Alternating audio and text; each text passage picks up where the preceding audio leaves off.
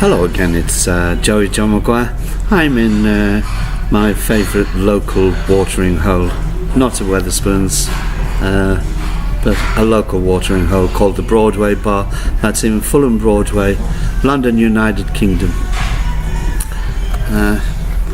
I've reverted back to my winter coat as the lovely spring sunny weather has reverted back to what feels like winter again. Anyway, never mind, summer's coming and everybody's happy. I'm about to recite my latest offering. It's a poem called Election Fever. Bearing in mind we have a general election in this country, one of the most interesting in my lifetime. Anyway, it's called Election Fever. It's that time again where over recent weeks our nation seems hell-bent on self-destruction. Trapped in a vortex of ambiguity, disputed arguments appear to spin out of control. As per usual, we portray ourselves to be rushing blindly towards either an abyss or an over-enthusiastic climax, the latter an option rarely enjoyed by all parties simultaneously. Alas, for some of us, there will be tears. It's the silly season where egotistic politicians do their utmost to outbid each other by using their well-honed natural ability to lie, cheat and deceive in what can only be described as a frenzy.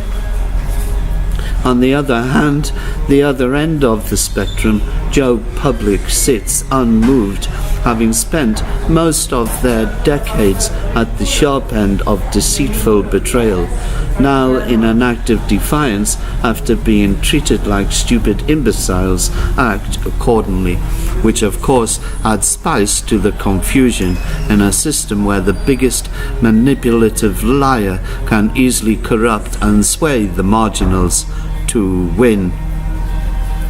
Like all pandemics, election fever destroys communities, tears families apart, all done within the false pretext of freedom and democracy. And there is that inevitable awareness that whoever wins, the rich will still hold power.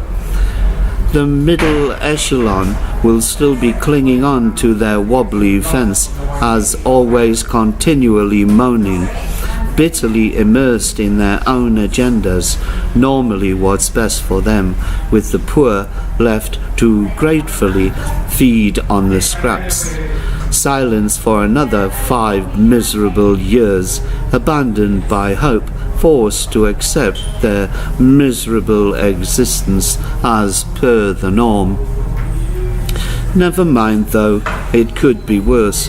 We're the lucky ones to have been born British, and anyway, it'll soon be over. The fever will lift to give way to the inevitable depression that comes with defeat.